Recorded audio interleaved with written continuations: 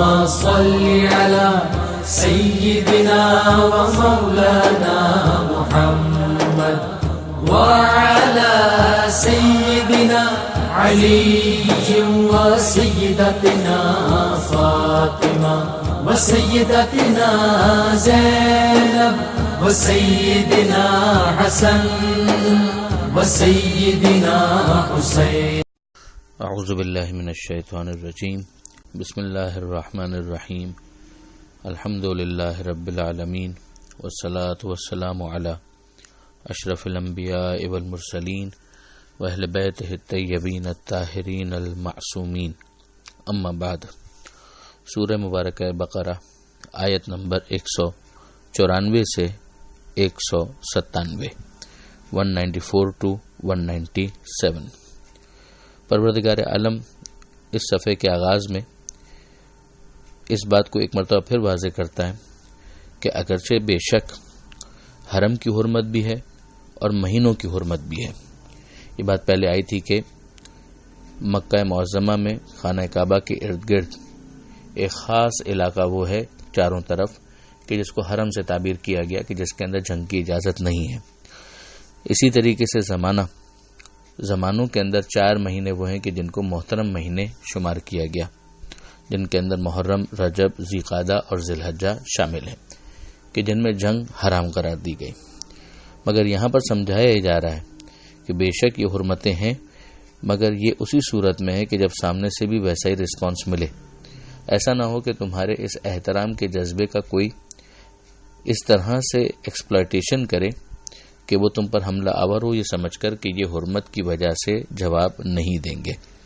تو ایسا پیسو ایٹیچیوڈ اختیار کرنے کی بھی اسلام اجازت نہیں دیتا، بلکہ سمجھاتا ہے کہ یہ اسی کے لیے ہے کہ جو خود بھی ان حرمتوں کا خیال رکھے، اور اگر کوئی تجاوز کرے تو پھر اسی طریقے سے اس کو جواب دینے کی اجازت ہے. ہاں، اللہ سے ڈرتے رہو، اللہ کا تقوی اختیار کرو اور جان لو کہ اللہ صاحبان تقوی کے ساتھ ہے. یعنی تم جواب دینے میں حد سے آگے بڑھنے کی گنجائش نہیں رکھتے. پھر اس کے بعد پروردگار عالم نے انفاق یعنی خدا کی راہ میں خرچ کرنا اس کی تاکید کرتے ہوئے ایک اور بات بتائی کہ اپنے آپ کو ہلاکت میں نہ ڈالو. یعنی ایک تو یہی بات کہ خرچ اتنا نہ کر دو کہ اس کے بعد تم ہی محتاج ہو جاؤ، اور دوسرا ایک پہلو یہ بھی ہے کہ اگر تم خرچ نہیں کرو گے اور کنجوسی کا مظاہرہ کرو گے تو بھی ہلاکت کا شکار ہو جاؤ گے. یعنی اس کو دونوں انداز سے سمجھنے کی ضرورت ہے کہ اگر اعتدال کا راستہ اختیار نہ کیا اور اتنا خرچ کر دیا کہ خود محتاج ہو گئے تو پھر یہ بھی اسلام کے منشا کے خلاف ہے، اور اگر خرچ نہ کیا، کنجوسی اختیار کی، تو یہ بھی اپنے آپ کو ہلاکت میں ڈالنے کے مترادف ہے. اسی جملے سے پھر ایک عمومی قاعدہ بھی لیا گیا کہ لا تلقوا بأیدیکم الی التہلکہ، کہ اپنے آپ کو ہلاکت میں مت ڈالو، یعنی خودکشی بھی نہ کرو، اپنے آپ کو ہلاک کرنے کا تمہیں حق نہیں ہے. احسنوا یعنی حسن عمل اختیار کرو، اللہ یقیناً ایسوں کو پسند کرتا ہے جو حسن عمل رکھتے ہیں، یعنی جن کا عمل بیوٹیفل ہوتا ہے، خوبصورت ہوتا ہے، پسندیدہ ہوتا ہے. آگے پھر پروردگار عالم نے حج اور عمرے کے حوالے سے متوجہ کیا کہ حج اور عمرے کو مکمل کرو. ایک دفعہ اگر حج اور عمرہ مستحب بھی ہو، لیکن اگر اسے شروع کر دیا تو پھر اسے انجام تک پہنچانا ضروری ہوتا ہے. آگے پھر پروردگار عالم نے ان کا حکم بیان کیا ہے جو کسی وجہ سے محصور ہو جائیں.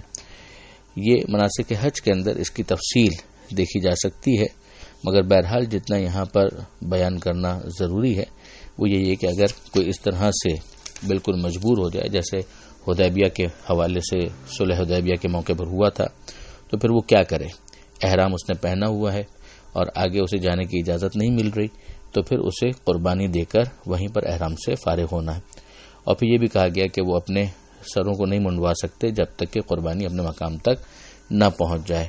اس میں اگر عمرہ ہے تو مقام ہوگا مکہ، اور اگر حج ہے تو مقام ہوگا منی. اور پھر اس کے بعد یہ بھی بتایا جا رہا ہے کہ اگر کوئی مریض ہے یا اسے اذیت ہو رہی ہے، اس کے سر کے اندر کوئی مسئلہ ہے، تکلیف کا معاملہ ہے، تو پھر اسے کچھ نہ کچھ فدیے کے طور پر یعنی عوض کے طور پر دینا ہے. تو یا تو وہ پھر روزہ رکھے گا جس میں 3 روزوں کا تذکر آیا ہے احادیث کے اندر، یا وہ صدقہ دے گا جس میں بعض احادیث کے اندر 6 مسکینوں کی صراحت ہے، اور پھر قربانی کا ذکر ہے. اور قربانی کے اندر ہے کہ ایک بکری کی قربانی اگر وہ دے دے تو پھر وہ اس کا عوض بن جائے گا جو اس نے سر نہیں منڈوایا اس کا. اور پھر اس کے بعد یہ سمجھا جا رہا ہے کہ نہیں، اگر یہ والا معاملہ نہیں ہے کہ راستہ رکا ہوا نہیں ہے اور انسان آگے جا سکتا ہے، تو ظاہر ہے کہ پھر وہ اپنے حج اور عمرے کی عبادت کو مکمل کرے گا کہ اگر امن و امان ہے اور ایسا کوئی ایشو نہیں ہے، فمن تمتع بالعمرۃ الی الحج، تو جو متمتع ہوتا رہا ہے عمرے سے حج تک. یہ وہ احباب کے جو حج یا عمرے پر جا چکے ہیں وہ خوب اس بات کو سمجھیں گے کہ جو باہر سے آنے والے افراد ہیں ان کی ذمہ داری ہوتی ہے کہ وہ حج تمتع کریں. جو مکے کے آس پاس کے افراد ہیں، قریب کے افراد ہیں، وہ حج افراد اور حج قران بھی کر سکتے ہیں، مگر جو باہر سے آنے والے افراد ہیں، کراچی سے، بمبئی سے، نیو یارک سے، واشنگٹن سے، ان سب کی ذمہ داری یہ ہوتی ہے کہ وہ حج تمتع کریں اکثر کیسز کے اندر. تو اس میں پہلے وہ عمرہ تمتع کرتے ہیں، پھر گیپ آتا ہے اور پھر وہ حج تمتع کرتے ہیں. یہ درمیان میں جو گیپ ہوتا ہے اسی کی وجہ سے اس عبادت کو تمتع کہتے ہیں کہ اکثر احرام کی پابندیاں ختم ہو جاتی ہیں اور ساتھ ہی ساتھ ازدواجی تعلقات کی بھی اجازت مل جاتی ہے، جس کی وجہ سے اس کو تمتع کہا جاتا ہے کہ جس کے درمیان میں ایک گیپ ہے کہ جس میں اکثر لذتوں سے استفادے کی اجازت ہوتی ہے.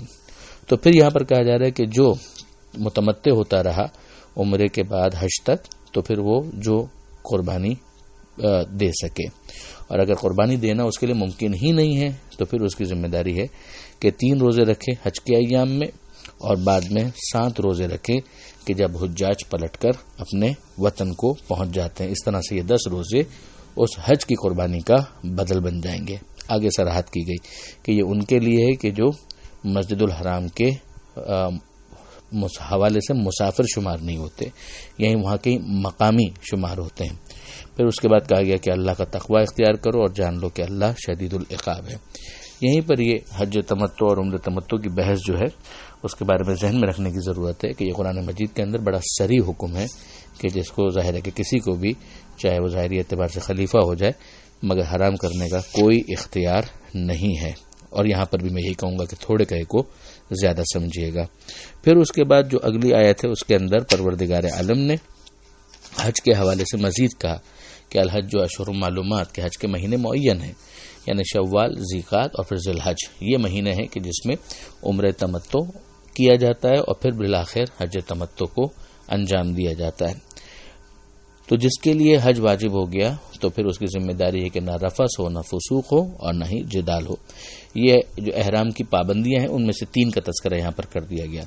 رفث یعنی ازدواجی تعلقات کی پابندی، جائز جنسی تعلقات بھی حرام ہو جائیں گے. فسوق ویسے تو تمام گناہوں کو کور کرتا ہے، یہاں پر خاص جھوٹ مراد ہے.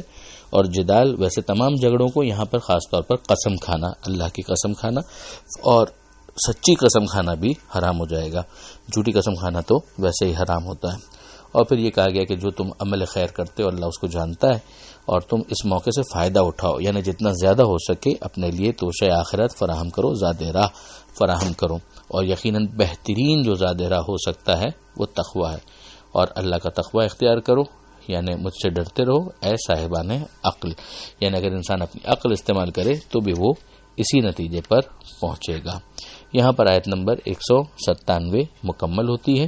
پروردگار عالم سے دعا ہے قرآن مجید سمجھنے اور اس پر عمل کرنے کی توفیق عطا فرمائے اور وارث قرآن امام زمانہ کے ظہور میں تعجیل فرمائے. وآخر دعوانا ان الحمدللہ رب العالمین، والسلام علیکم ورحمۃ اللہ وبرکاتہ.